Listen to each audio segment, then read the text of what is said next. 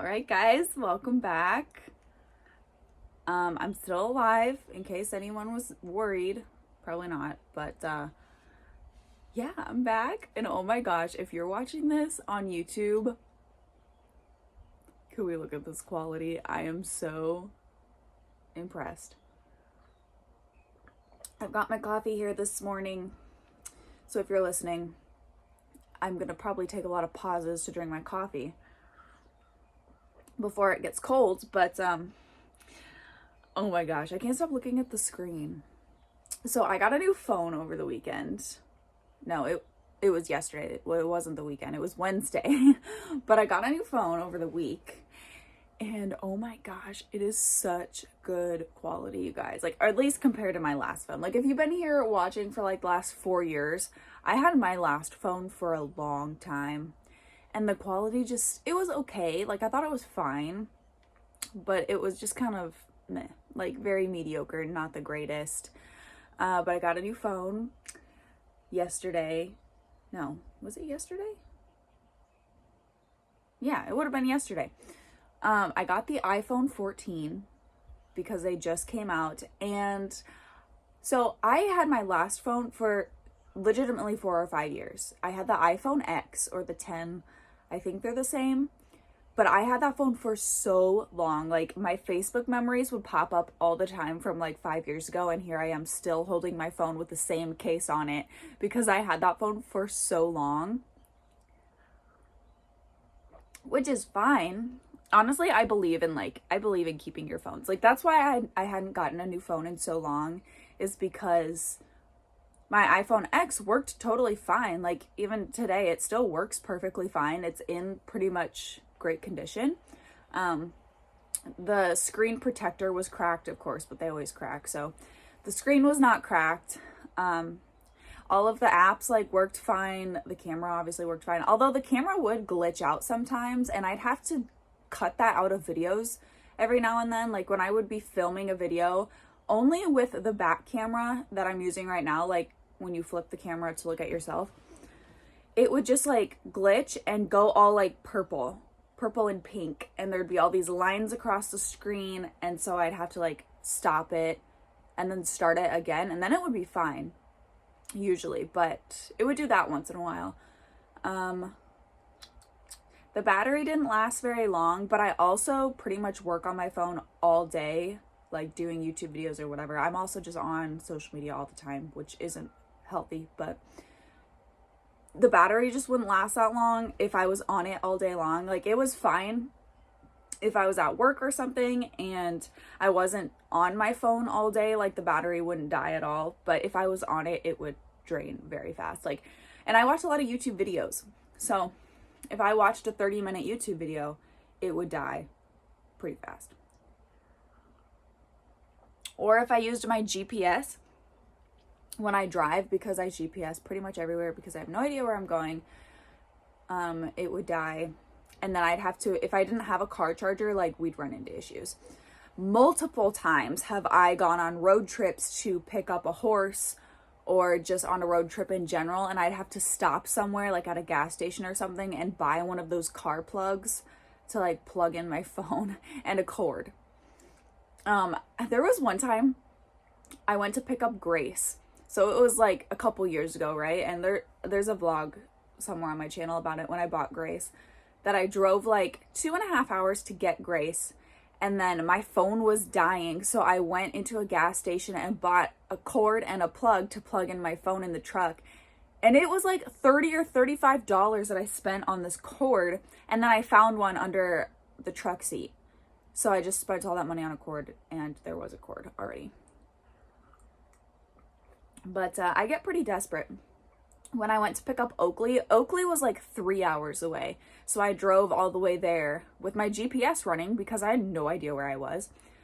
And then same thing happened. My phone was at like 10% and I was panicking. So I went to the nearest town, stopped at a gas station, and I asked the people, like, do you guys have those plugs so I can charge my phone in my car?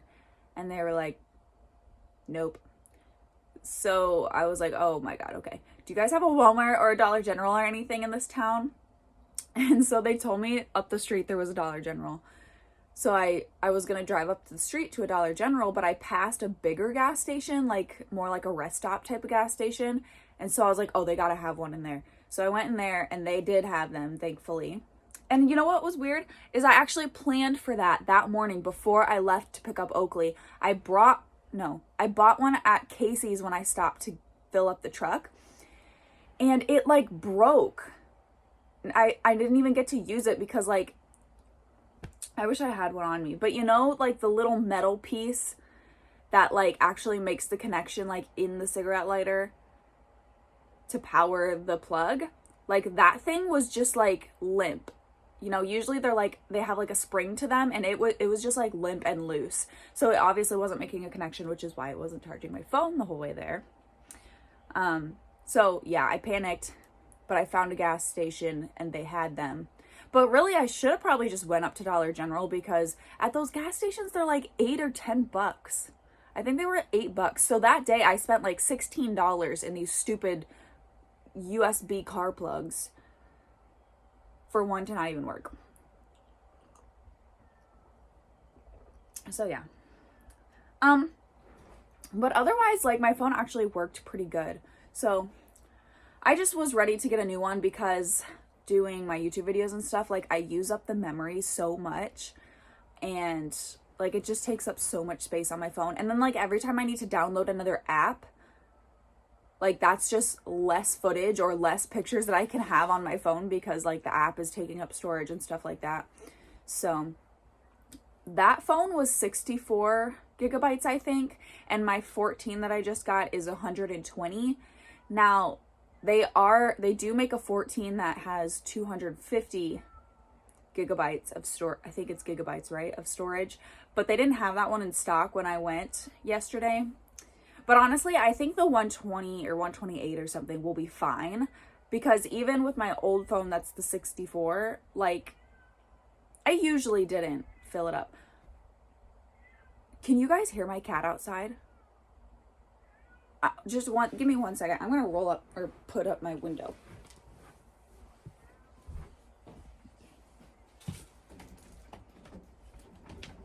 Ugh.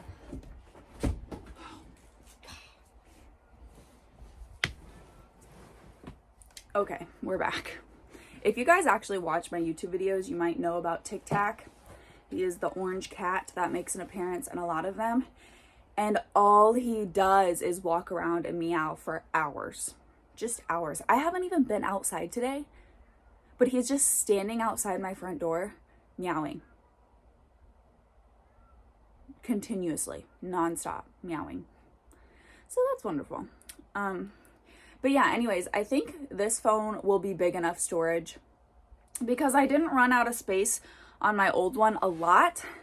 But if I made a video longer than like 10 minutes that I'd have to edit, I'd have to go through and delete stuff. Or like I would have to delete apps sometimes. I'd just like delete 3 or 4 apps, and then I'd go back in later once my video was uploaded and I'd re-download them. But it didn't happen every time I made a video by any means. But I think this one will have enough memory that it'll be fine. And then I honestly debated getting the Pro Max, because this one I think is just the Pro, but it's the regular size. I've never had a big phone. Like my mom usually gets the Maxes when she gets a new phone, but I've never had a Max, and I kind of wanted to just see if I would like it. But I was also nervous that if I didn't like it, then I'd be stuck with this massive phone. So I just got the regular size and I'm fine with it, because I kind of liked the size that my ex was, because like I put it in my bra a lot, especially like because I work in shorts most of the time, or leggings. Like I really honestly rarely wear jeans, so I don't have pockets most of the time, so I just put it in my bra, or I'll just like put it in like the waistband of my pants. And so I was nervous about it being a lot bigger and not being able to fit in my pockets. And plus, when I do wear jeans, like the pockets on women's jeans are just absolutely useless. They're so small. So I'm fine with the regular size, and hopefully it'll work. They also put the liquid screen protector on it this time, and I've never had that. So let me know if you guys like that. My ex just had the glass screen protector on it, and, you know, that you just peel off and like you lay it flat on there. And I have really liked those. They seem to do their job well and they work. But this liquid screen protector that he put on, he told me, like, basically just hardens and like reinforces your screen so that it is less likely to crack, like it's more durable. But if you do get any damage or cracks, it is your screen. So that makes me kind of nervous. I might honestly just go on Amazon and buy a glass one and just put it on anyways, like over top of the liquid one. You can't even tell that there's anything on the screen. Like, it doesn't seem like there's anything on it. But I also need to buy a case, so I may as well just buy a screen protector too. Because I will say, I drop my phone a lot. Like, a lot. At the barn all the time. At home all the time. And I think it's mostly when I wear hoodies, like not like this one, but like a hooded sweatshirt with the pocket on the stomach. I put my phone in there all the time, but anytime I like bend over to get something off the ground, or anytime I literally bend over at all, it just falls out. So it gets dropped a lot. So I think I need the glass one because I don't want to take any risks. I'll probably have this phone for the next 5 years too. So yeah, otherwise I need to get a case for it. It's still naked. I can't have phones without a case. For that same reason, I drop them way too much. But in other news,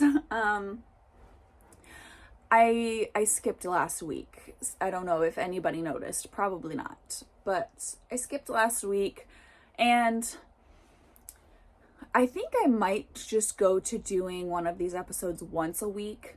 Just, I don't know. The video portion of it hasn't really been paying off. So I think I might just go to doing one episode a week. And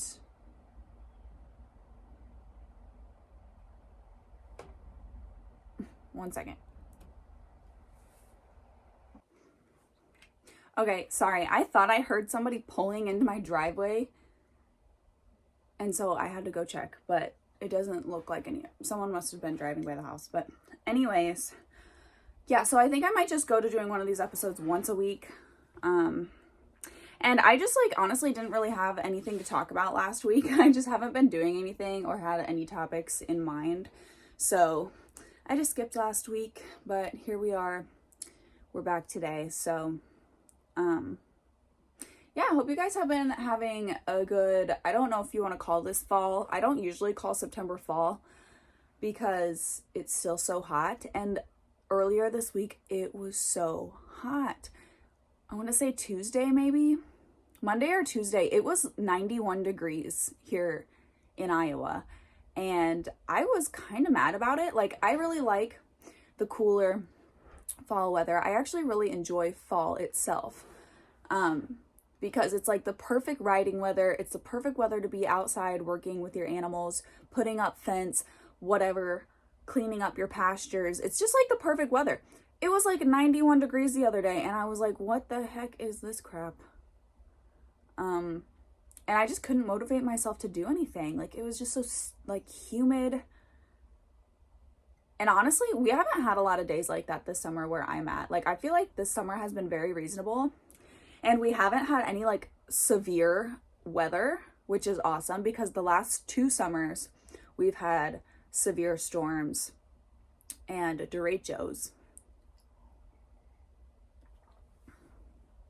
And if you're not from Iowa, you probably don't know what a derecho is, but in 2020, we had what was called the derecho come through Iowa, which was like the worst severe storm. I forget like what the actual textbook definition of it is, but it's a classification of a severe storm. Like, it's not a hurricane or anything, but it was like over 100-mile-an-hour winds, and like there was so much destruction and damage in August of 2020, which is when we had that big storm. So they named it the derecho. And then last year in July, there was a derecho as well, but it wasn't as severe as the one in 2020, but it was still very severe and caused a lot of damage. But it's really nice being in the spot that we live in, because if you guys watch my vlogs and stuff, you know that we live in a literal jungle. So we have just acres upon acres of timber and trees that just surround our house, and it protects us from a lot of weather. Now, I will say our timber is so awful and nasty because when those storms do happen, like the amount of trees that get taken out is just ridiculous. And this timber has been grown wild for so many years. Like, this property before we lived here was empty for a long time, like probably, I want to say like 40 years or something. I mean, nobody's lived on it. It's been owned by my boyfriend's family, but nobody's lived on it for so long. So it has just been a wild growing timber for so long that it's so thick, and there's so many like ginormous dead trees and vines and spiky briar bushes it's just so awful. It's so thick and overgrown. But every time like a storm comes through, a bunch of those dead trees fall down, and even sometimes trees that are not dead, they all fall down. And I don't know why, but earlier this summer, it's actually kind of spooky living out here, because you can hear the trees fall down, or like you can hear giant branches falling out of the trees. And earlier this summer, I had got up in the middle of the night. I think actually it might have been around when we had COVID again, which was the spring. But I don't know. I remember having a cough, so I got up in the middle of the night because I was having a coughing fit and I didn't want to wake up my boyfriend. So I got up and I went and sat in the living room for a little bit and like had some water. Was trying to get over my coughing fit. And I heard this crack. And then psh. And actually, it was when Grace had lice. So it would have been early this summer, like maybe May or June. Because I had Grace right here in this dog pen that's next to our house, away from the other horses. So my first thought was, oh my God, where's Grace? Like, I thought maybe she had like got stuck on a post or ripped a post out of the ground or something. But I heard it and was like, oh my God, what was that? So I went outside to see where Grace was at. She was just standing in the dog pen, minding her own business. The horses were all just standing around. I could see that they were looking, like all of their ears were forward, so they obviously noticed it as well. But everybody was fine. So I was like, oh my God, a freaking tree just fell down out there. And I actually know what tree it was, because it's by the little area that I'm fencing in right now to make like a pasture of sorts. And it's a massive tree. And I know it was that tree because like I've been out there enough times. Like I know what trees are laying where and kind of what it looks like out there. And I noticed that big tree laying on the ground and was like, I think this might have been the tree that came down. And then looking at it, I see that it still had all green leaves on it, but the leaves were like shriveled, you know, like they were starting to die, but they were all still very green and very alive. So I was like, oh my God, yes, this is the tree that fell down. It had to have been, like, it's still half alive. But it was huge. I think that thing was like 5 foot across. And so it's just crazy to think, like, why, for one, in that 15 minutes that I was awake in the middle of the night, that tree decided to fall down was just ironic. Second, it was a perfectly still night. It was not windy. It was not raining, nothing. It was a perfect summer night. And that thing just fell down. Third, it was like a healthy tree. I mean, the middle of it was hollow. Like, obviously it wasn't completely solid all the way across, but it was not like so hollow and dead that I even would have ever considered that tree was going to fall down. So it's just crazy out here. It is the jungle. It is the wild that we live in. And honestly, as long as nothing falls on our house, I'm just gonna leave it be. But there is a couple trees like around our yard that do worry me. One of them is up by Hazel's pen, up by the shed that my brother built me last year. And my dad was actually here a week ago or so, and we talked about cutting it down. So hopefully we can get it cut down this fall, because that thing is scary. Like, half of it is gone, and I think it's part of, there was a big pile of brush and stuff that I had to clean out of that pen when I was making that dry lot. So I think I cleaned up the half of it that is gone. But the whole middle of it is hollow, and the two big like branches that are still alive, basically all the main limbs are dead. It just has like some leaves on it. And my dad had said when he was looking at it that the tree is dead. Basically the only thing that's still alive is like the bark, which is what's keeping those residual leaves alive. But that thing just creaks. Like, anytime there's a little breeze, it just like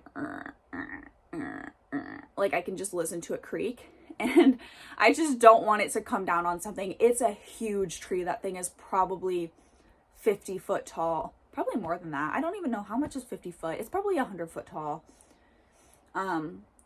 It's big. So I just don't want it to come down like on my trailers or on my shed or something. That would be horrible. So I would like to get it cut down this fall. Otherwise, there's no like trees, luckily, that really worry me other than that one around our yard and stuff. But there are definitely some ugly trees. I mean, when you live in the forest like this, basically whatever grows wild is just here. So like there is definitely some ugly looking trees. The one that's literally in the center of our yard, I would love to see it cut down because it is so ugly. But I don't know why Thomas likes it. So we just have to keep it for some reason. But I think if I cut it down and we planted like a weeping willow there, or like a big red maple or something, would be so pretty. We have a whole bunch of walnut trees all over this place. And I actually don't mind the walnut trees. I know they make a mess and like they're not good for horses. Like horses aren't supposed to eat the leaves of those trees. But they're very like straight, thick, strong trees, and they're like pretty to look at. So I don't really mind them. Whenever I see one, like a small, healthy, straight tree, that if it's a walnut, usually I'll try to like clear out around it, but leave the tree.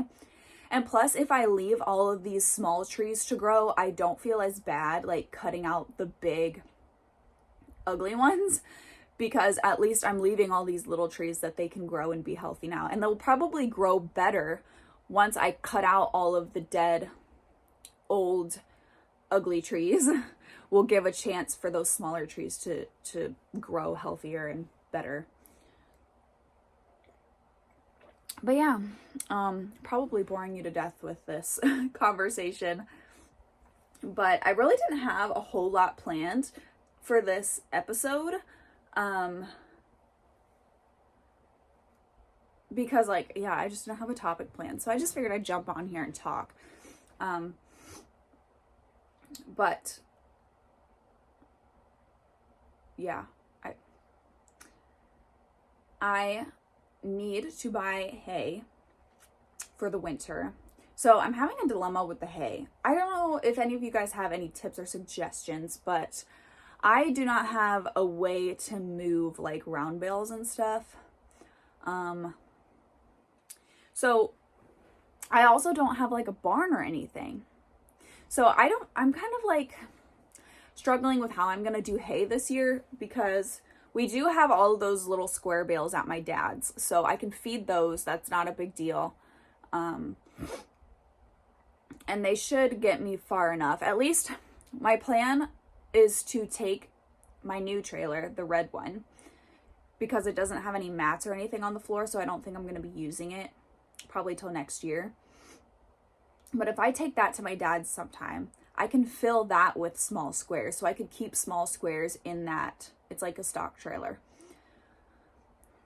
But I don't want to feed small squares all winter by any means, because with 5 horses, we would go through so much. So I want to feed either big squares or round bales. But I just don't know how that's going to work, because I don't have any way to move them. Like, I don't have a tractor or anything that can move them. So I'm either going to have to, I don't know. See, this is my thing. How am I going to, if I buy like enough to stock up, because like I like to stock up for the winter. I would like to buy round bales now when they're cheap. They're like $60 to $75 right now because everybody has them. I'd like to buy them now when they're cheap and just buy like 10 of them or something. But then if I get them here, how am I supposed to move them this winter to put them in the pens? So if I buy, like, my trailer will hold 2. It's 16 foot long. So it'll hold 2 round bales pretty comfortably. And if I have them on my trailer, I can back up to the pens, open the gate, and we can roll off the round bales. Like, we can push them off. Ideally, maybe 2 or 3 of us, but we can roll them off into the pen. So they have to be on my trailer basically. So if I bring enough home to just stock up, but I could do that, but then I don't have a way to get them into the pens. If they're already on the ground, I don't think we'll be able to roll them into the pens. So, and then with square bales, like big squares, I like them too, but when I pick them up, the guy loads them onto my trailer. So when I get home, I have no way to get them off of my trailer, so they have to just stay on my trailer. So that's frustrating too, because it's like, I don't know what to do in that regard.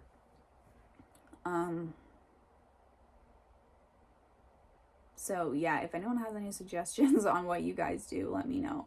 There is a guy I saw on Facebook Marketplace that is selling the small round bales that are like 4x4s. They're really small. He's selling them for like $30 a piece. And I thought about just buying 4 or 5 of those. 4 of those will fit on my trailer if they're 4 foot wide. If I buy a few of those, like, those will be more manageable. I can probably roll those when they're on the ground, right? Or at least a couple people could push them and roll them while they're on the ground. But they're not going to last very long, like maybe a few days. They're like the size of a big square bale. They're like 700 pounds. But if the horses are just eating off of it, it's not going to last that long. Although I guess I could portion feed it. At one of the barns that I worked at, we portion fed the round bales. So they would stand them up on end. And obviously I can't do that, but she would just cut the netting off and then just unwrap the round bale and just feed it like a couple wheelbarrows at a time. She'd just fill her wheelbarrow out, take it out and dump it. So she actually portion fed the round bales and they lasted a long time. So that's always an option as well if I had to do that. It's not ideal, obviously. I like the thought of my horses being able to munch, especially in the cold weather. But I also need to buy nets, like slow feed round bale nets. I've needed to do that forever, and it's just one of those things that it's like, when am I just going to spend the money and buy some? And I need to know which ones to buy. So if you guys have them, let me know down below your experiences with round bale nets. I will probably look at the Hey Chicks ones. A lot of people have good reviews on the Hey Chicks nets. But I have never used them, so I guess I don't know for sure how well they hold up. We have some at the barn that I work at that are super heavy duty nets. There's only maybe like a couple holes in them, and there's like 12 horses eating off of them. But my barn manager said that they were like $300 nets, and I was like, heck no, not doing that. So I'm not going to spend like a crazy amount of money on them, but I do want to buy ones that aren't just going to like rip in the first few uses. So let me know what you guys use down below, and I need to get on that. But yeah, so that's my dilemma. That is one thing, like, I don't I miss about boarding. So I need to do an episode on like all of the pros and cons of boarding versus keeping your horses at home. I made a video about it a long time ago, but I should really like do an updated one. But just like not having to stress about buying your hay, where you're going to get your hay from, where you're going to put it, how much you can spend on it. Because round bales and big squares, like people just, they bump it up to like $100 in the winter time because obviously people need them. So they bump the price up during the winter. But in the summer, when they're harvesting them and everybody has it and they're not worth as much and nobody's feeding as much right now, and plus all these hay farmers that want to just get rid of the hay so that they don't have to store all of it, it's cheap. So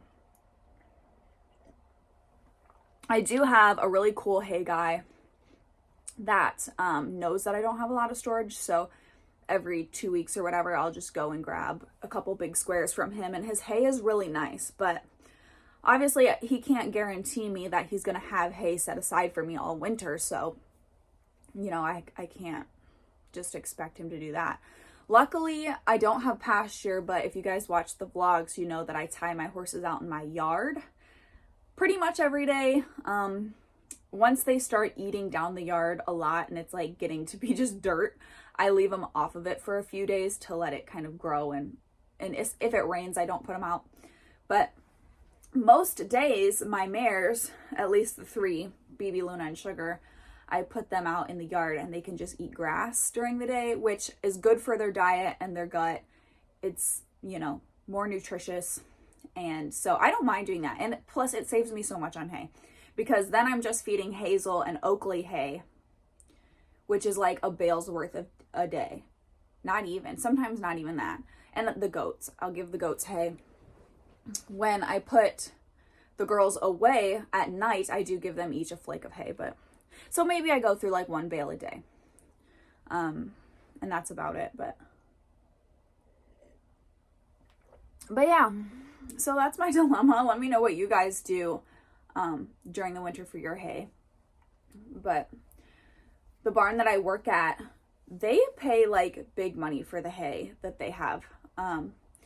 And so like when I am working, I'm like looking at this hay and I'm like, oh my God, my horses would literally think this is candy and binge on it. Like they would probably make themselves sick off of it. It is just straight alfalfa, like the leafiest, richest. There is not a blade of grass in that hay.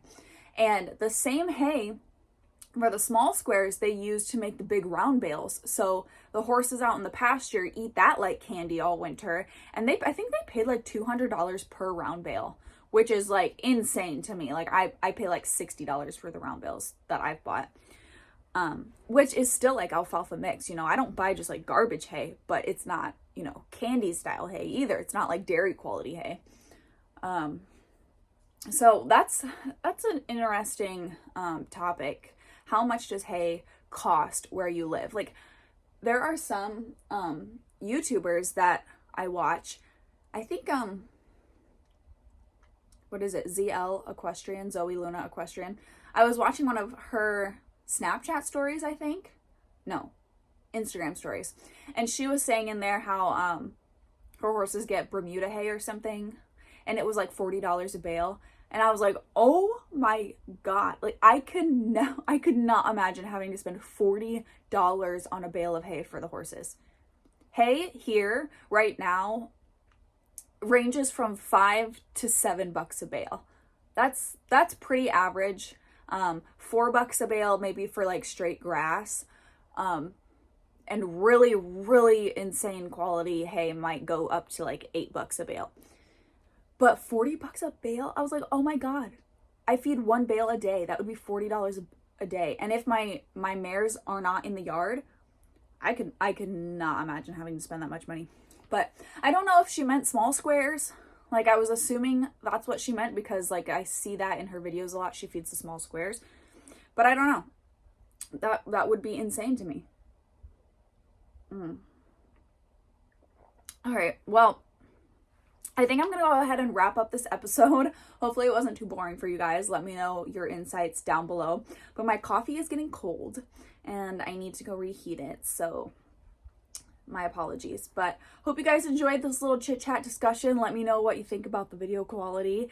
Make sure to check out the description box, whether you're listening or watching on YouTube. I have all of my social medias down there. My Buy Me a Coffee, where you can donate to support the channels and the podcast and all that good stuff, and my discount codes.